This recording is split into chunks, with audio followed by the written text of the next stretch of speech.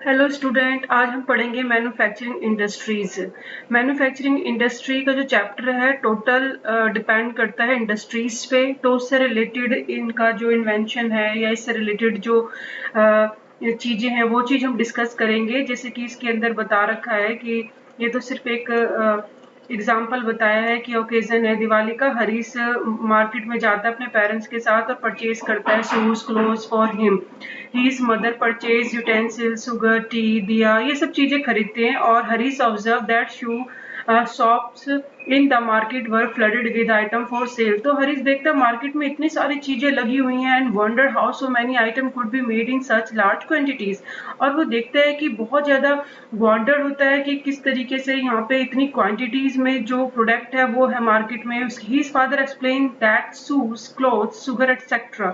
उसके फादर यहाँ पे समझाते हैं ये सारी चीजें कि मैन्युफैक्चर होती है मशीन से लार्ज इंडस्ट्रीज के अंदर। Some utensils are manufactured in small industries, कुछ तो स्मॉल इंडस्ट्रीज में बनते हैं यूटेंसिल्स यानी कुछ चीजें जैसे बर्तन। And while items like a diya are made by individual artisans. और कुछ ऐसी चीजें हैं लाइक अ दिया की अगर हम बात करें तो वो बनती है हाउस होल्ड इंडस्ट्री, यानी आर्टिजन्स होते हैं जो अपने खुद की उनकी छोटी मोटी इंडस्ट्री होती है और हाथों के सहारे से जिसे कह सकते हैं कारीगर होते हैं जो इन चीजों को बनाते हैं। तो हम इसमें ये पढ़ेंगे स्टूडेंट के मैन्युफैक्चरिंग क्या है। Do you have some industry, have this industry, क्या आपने कुछ ऐसी और भी इंडस्ट्रीज देखी हैं। Production of good in large quantity after processing from raw materials to more valuable produce is called manufacturing. पहले आप इसको अंडरस्टैंड कर लीजिए, इसी के अंदर एक पूरा आंसर है। यानी एक मैन्युफैक्चरिंग क्या है और मैन्युफैक्चरिंग के लिए क्या चाहिए। सबसे पहले फर्स्ट हमें चाहिए रॉ मटेरियल। किसी भी चीज को मैन्युफैक्चरिंग करना है, उसका विनिर्माण करना है, उसको बनाना है तो रॉ मटेरियल चाहिए। रॉ मटेरियल के पास सेकेंड चीज है प्रोसेस, यानी आप उसको प्रोसेस में लगा दोगे और उसको फिर हम बनाएंगे वैल्यूएबल प्रोडक्ट। यानी किसी भी प्रोडक्ट को रॉ मटेरियल होता है, फिर उसका प्रोसेसिंग में चलती है और उसके बाद हम उसको वैल्यूएबल प्रोडक्ट बनाते हैं और फिर वो एक लार्ज क्वांटिटी में प्रोडक्शन यानी वो सामान बन के आता है जिसे हम कहते हैं मैन्युफैक्चरिंग। तो मैन्युफैक्चरिंग के अंदर स्टूडेंट आपको देखना है main three factors, raw materials, processing and valuable product. Do you know that paper is manufactured from would. क्या आप जानते हैं कि जो पेपर है वो वुड से बनता है और लकड़ी से। And sugar from sugar cane, और सब जो चीनी है वो शुगर केन गन्ने से बनती है। Iron steel from iron or से बनती है। एल्यूमिनियम फ्रॉम बॉक्साइट से। क्या आप ये जानते हैं।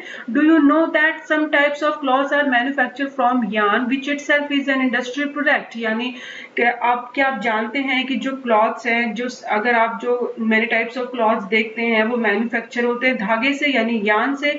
विच इटसेल्फ, वो खुद की एक मतलब खुद एक इंडस्ट्री है, धागे की भी इंडस्ट्री है और उससे बहुत सारे टाइप्स के क्लॉथ्स बनाए जाते हैं। तो ये सब चीजें रॉ मटेरियल से, ये रॉ मटेरियल कहाँ से आता है, इसका प्रोसेसिंग होने के बाद वो वैल्यूएबल गुड मैन्युफैक्चरिंग बनता है, तो इसको हम डिस्कस करते हैं।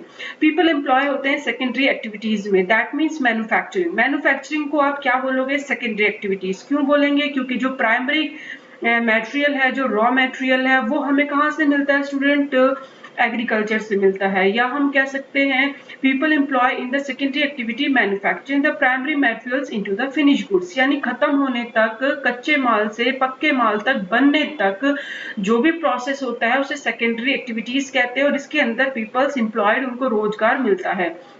The workers employed in steel factories, car and breweries and textile industries and bakeries, इन सब इंडस्ट्रीज में employed हैं, काम मिलता है।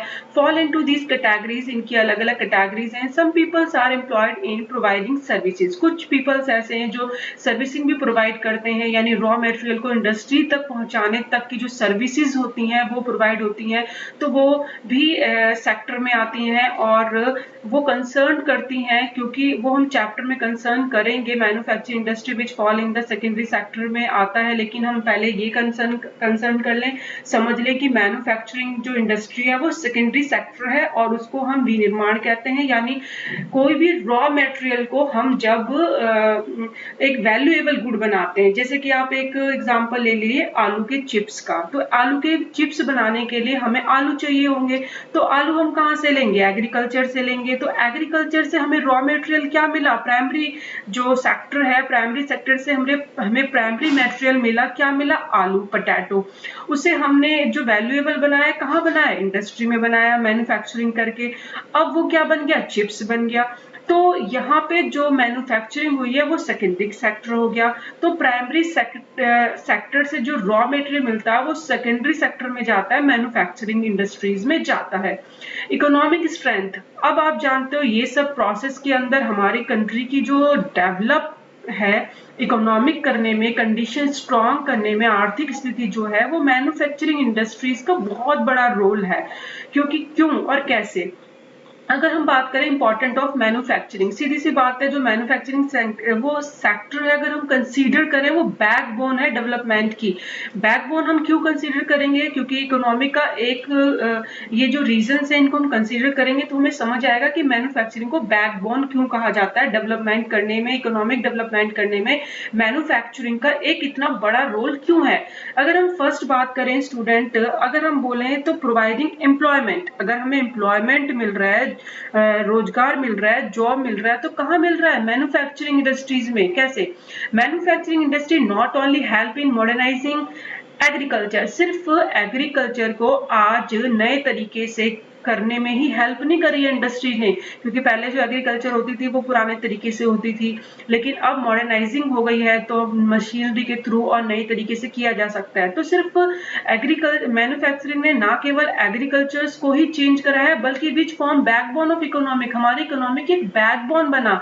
They also reduce the heavy dependence of people on agriculture income, क्योंकि पहले क्या होता था, एग्रीकल्चर पे ही अपनी इनकम के लिए डिपेंड करते थे।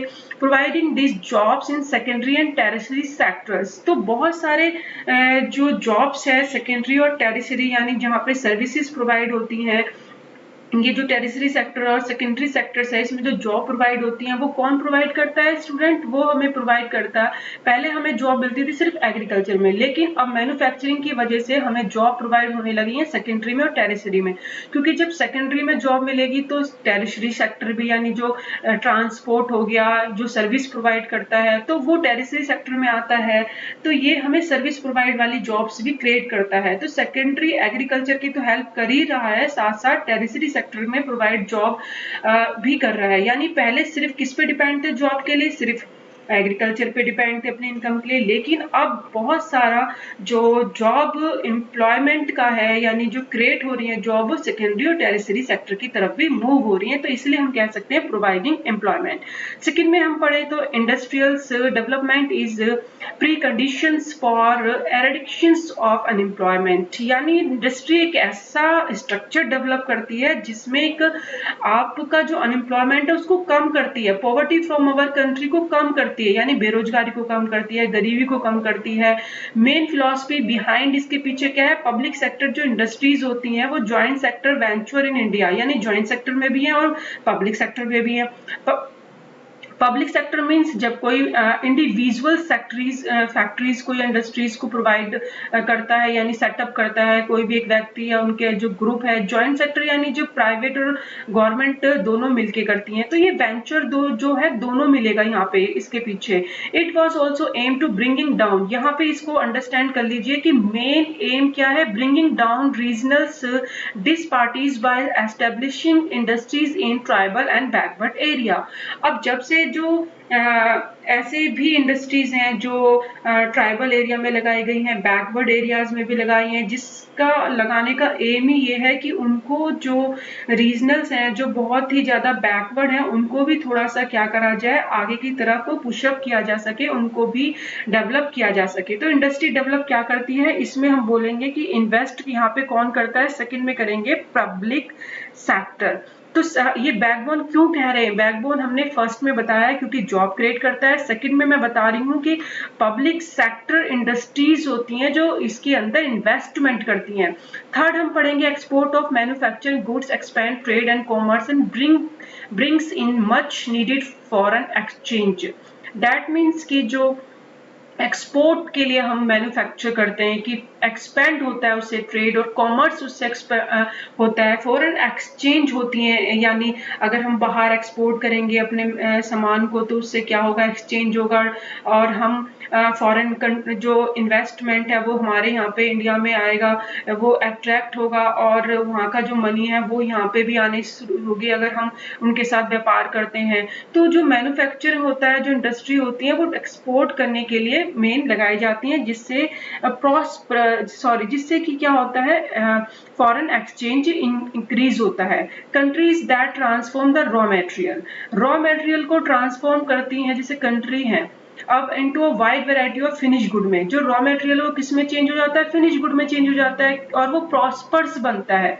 कैसे? अच्छा, आप एक बात सोचो कि भाई जैसे कि हम पहले एक एग्जांपल लेते हैं, मोहन का लेते हैं। मोहन है, पहले सिर्फ क्या करता था, एप्पल की उसने जो प्लांट वो पेड़ लगाए थे, सिर्फ एप्पल की वो करता था, एक्सपोर्ट करता था। तो अभी जो एप्पल से एक्सपोर्ट कर रहा है सिर्फ उसको उसका प्राइस मिल रहा है, लेकिन अगर अब वो चाइना में करता है और चाइना उसी से जैम बनाकर अब डबल कॉस्ट में अगर हमें सेल करती है तो वो तो हमारे लिए लॉस हुआ ना।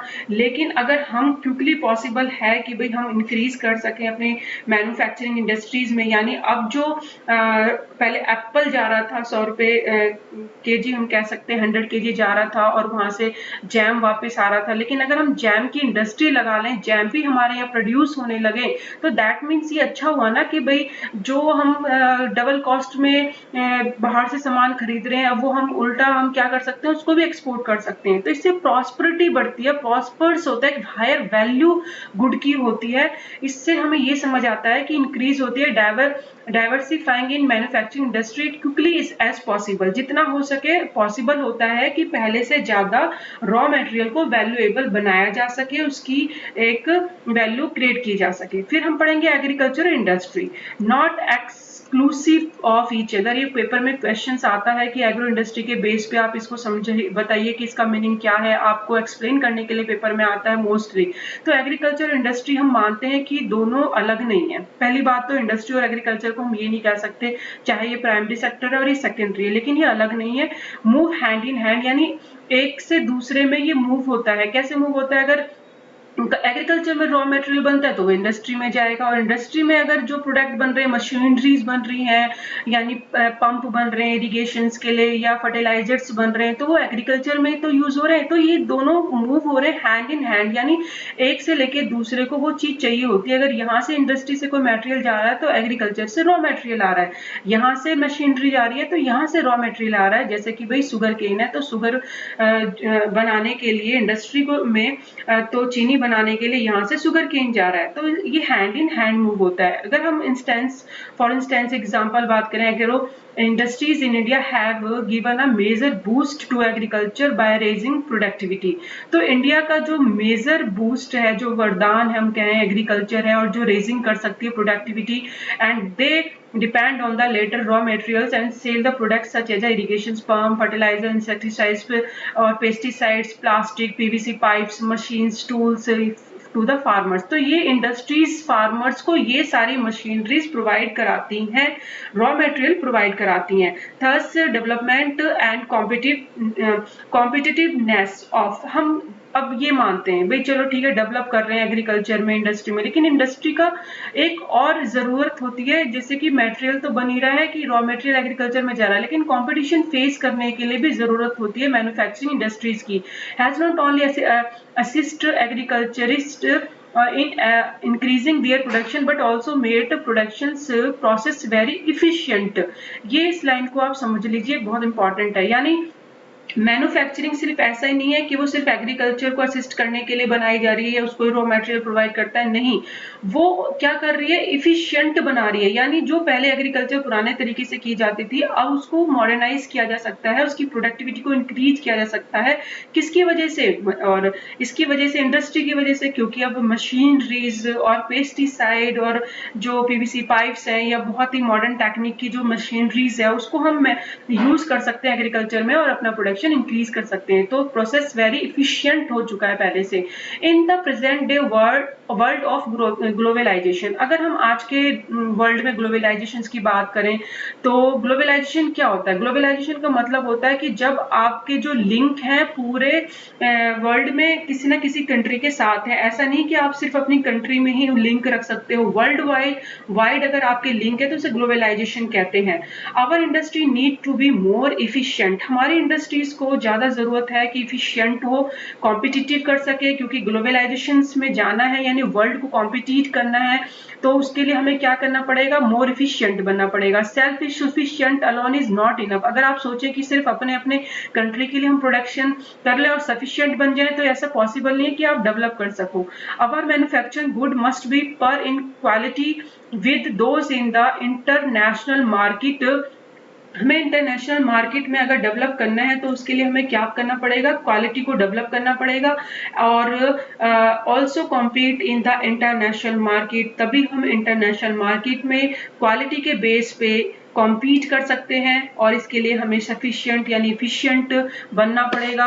और नेक्स्ट हमारा टॉपिक है contribution of industry to national economic. National economic में बहुत बड़ा रोल है हमारे इसका, इंडस्ट्रीज का। अगर हम देखें तो अगर 2 दशक पहले की बात करें तो मैन्युफैक्चरिंग जो होती थी वो 17 जीडीपी था टोटल। अगर ग्रॉस डोमेस्टिक प्रोडक्ट का देखें टोटल 27% इंडस्ट्री इंक्लूड है, 10% है माइनिंग, क्वेरिंग और इलेक्ट्रिसिटी एंड गैस का। तो ये जो जीडीपी में था इतना था मैन्युफैक्चरिंग शेयर। लेकिन अगर हम देखें तो ये कंपैरिजन करें जो ईस्ट एशियन इकोनॉमिक्स से तो 25-35% है उनका। And trend growth rate in manufacture over the last decade around 7% per annum. और अगर हम पूरे साल की बात करें तो 7% है पूरे साल के अंदर जो रेट है, जो ट्रेंड है ग्रो का। और डिजायर जो रेट है नेक्स्ट डिकेड 12%। और 2003 से बात करें तो ग्रोइंग रेट 9 to 10% हुआ है साल का। और पॉलिसी जो इंटरवेंशंस बाय द गवर्नमेंट है, रिन्यू कर रही है, एफर्ट कर रही है कि वो किस तरीके से इम्प्रूव करे। इकोनॉमिस्ट जो है वो भी प्रोडक्टिविटी और प्रेडिक्ट दैट मैन्युफैक्चरिंग को कोशिश कर रहे हैं अचीव करें टारगेट। और नेक्स्ट डिकेड में वो कोशिश कर रहे हैं कि मैन्युफैक्चरिंग कॉम्पिटिशंस काउंसिल्स बना के सेटअप कर सके और इसको इंक्रीज कर सकें। तो जो हमारा जो शेयर है मैन्युफैक्चरिंग सेक्टर में जो रुका हुआ है, स्टेगनेंट है, 70% है आउट ऑफ टोटल 27% में से, तो उसको इंक्रीज करने की कोशिश की जा रही है। अगर हम बात करें अब इंडस्ट्री लोकेशन की तो स्टूडेंट इंडस्ट्री लोकेशन क्या होता है? इंडस्ट्री लोकेशन का मतलब होता है कि एक ऐसा कॉम्प्लेक्स नेचर है कि अगर आपको कहीं सेटअप करनी है तो सबसे पहले आप क्या देखोगे? रॉ मटेरियल देखोगे कि आप कहीं इंडस्ट्री लगा रहे हो तो पास में, जैसे मैं शुगर केन की इंडस्ट्री लगा रही हूँ तो वो तो मैं पास में देखूंगी ना, ताकि जो उसकी क्वालिटी है अगर मैं दूर लगा लूंगी तो उसकी क्वालिटी में असर पड़ेगा, कम होगा। जैसे कि हम प्लांटेशन की बात करें टी की, तो टी की जो इंडस्ट्री होती है, जो क्योंकि इसकी लीफ जो होती है बहुत सॉफ्ट होते हैं, जो पत्ते होते हैं और उसको बहुत वैल्यूएबल होते हैं चाय के पत्ते। अगर उसको हम बहुत दूर इंडस्ट्री लगा देंगे तो जब तक तो उसकी वैल्यू जो है वो खत्म हो जाएगी, उसकी जो क्वालिटी है वो खत्म हो जाएगी। तो इसलिए स्टूडेंट रॉ मटेरियल लगाते वक्त हमें देखना पड़ता है कि इंडस्ट्री वहीं पे लगाई जा सके जहाँ पे रॉ मटेरियल मिल सके। जैसे कि शुगर केन की इंडस्ट्री, शुगर केन जहाँ पे मिलता है वहीं पे लगाई जाती है शुगर केन इंडस्ट्री। लेबर देखा जाता है कि स्किल लेबर मिल सके, सस्ता लेबर मिल सके, जो इजिली कॉस्ट को कम कॉस्ट में हमारा प्रोडक्ट बन सके। कैपिटल देखी जाती है कि भाई कैपिटल जो है वो हमारे लिए वो फिट हो रही है। कभी पता चले कैपिटल का जो हमारा शेड्यूल है वो बन ही नहीं पा रहा है, शीट हमारी बैलेंस शीट उसके अकॉर्डिंग काम नहीं कर रही है। पावर देखी जाती है, या लाइट वहां पे कम या ज्यादा फ्लैक्चुअल तो नहीं हो रही है या है ही नहीं लाइट। मार्केट देखी जाती है कि आप वहां जाके उसको सेल कर पा रहे हैं, यानी मार्केट है ही नहीं ऐसा कि पता चले कि वहां पे उसकी डिमांड नहीं है, तो एटसेट्रा। ये सारी चीजें अगर आप नहीं देखेंगे तो बहुत ज्यादा कॉम्प्लेक्स हो जाएगा इंडस्ट्री लगाना। तो लोकेशन सेट करने से पहले ये सारी चीजें देखी जाती हैं। रेयरली पॉसिबल होता है कि find all this factor available at one place. बहुत मुश्किल ही होता है कि अगर हम देखें एक प्लेस पे ही सारी चीजें मिल जाती हैं। लेकिन consequently manufacturing activity tend to locate at most appropriate place where all the factors of industrial location are either available or can be arrange at lower cost. लेकिन फिर भी कोशिश किया जाता है कि इनमें से सारी जो कंडीशन है अप्रोप्रिएट प्लेस जो है उन्हीं को के बेस पे इंडस्ट्री लोकेशन को सेटअप किया जाए। लोअर कॉस्ट देखी जाती है कि इनमें से जो भी फैक्टर है कम से कम जहां कॉस्ट आ रही होगी कम, उसी चीज को हम इंडस्ट्री लगाने में देखेंगे। After the industry activity start हो जाती है अर्बनाइजेशन, यानी इंडस्ट्री एक्टिविटी जो है, इंडस्ट्रियल एक्टिविटी है, वो एक अर्बनाइजेशन को सीधे सीधे कनेक्ट करती है। इंडस्ट्री होगी तो सीधी सी बात है वहां पे लोग रहेंगे, आसपास वहां पे रहने ले आएंगे, और वहां पे जो शहर के अंदर जो एक्टिविटीज होती है वो इंक्रीज होंगी। समटाइम इंडस्ट्रीज जो होती हैं वो क्या करती हैं स्टूडेंट, लोकेट होती है नियर द सिटीज के पास। थस इंडस्ट्री और urbanisation go hand in hand. तो हम कह सकते हैं जो इंडस्ट्रियलाइजेशन होती है, अर्बनाइजेशन होती हैं, एक दूसरे के कनेक्ट हैं, यानी उनको हम ये नहीं कह सकते कि वो अलग हैं, तो गो हैंड इन हैंड, यानी ये इंडस्ट्रियलाइजेशन जब भी वहीं पे है जहाँ पे अर्बनाइजेशन है, और अर्बनाइजेशन ज्यादा से ज्यादा शहरीकरण वहीं पे होता है, यानी शहर में लोग रहना वहीं पे पसंद करते हैं जहाँ पे इंडस्ट्री होंगी, जॉब होंगी और उनको फैसिलिटीज मिलेंगी। तो ये एक दूसरे पे कनेक्ट हैं। सिटीज प्रोवाइड करती है मार्केट और प्रोवाइड सर्विसेज, ये बैंकिंग। तो ये सारी चीजें सिटी में रहने वाली चीजें जो होती हैं इंडस्ट्री को प्रोवाइड होती हैं, जैसे कि मार्केट प्रोवाइड होती है, सर्विसेज प्रोवाइड होती है, बैंकिंग की, इंश्योरेंस की, ट्रांसपोर्ट की, लेबर की, कंसल्टेंट, फाइनेंस, एडवाइस। तो ये सारी चीजें एक इंडस्ट्री को ऑर्गेनाइजेशन में चाहिए, और ऑर्गेनाइजेशन को भी अपनी जैसे जॉब चाहिए, फैसिलिटीज चाहिए, तो वो इंडस्ट्री से मिलती हैं। एंड हम कह सकते हैं etcetera and industry, many industry tend to come together to make use of the advantage offer by the urban centres known as agglomerations economic. Agglomerations क्या होता है पहले तो ये समझ लीजिए, और ये क्या किस तरीके का एडवांटेज है जो एक अर्बन सेंटर में होने की वजह से इंडस्ट्री को ये फैसिलिटीज प्रोवाइड होती हैं।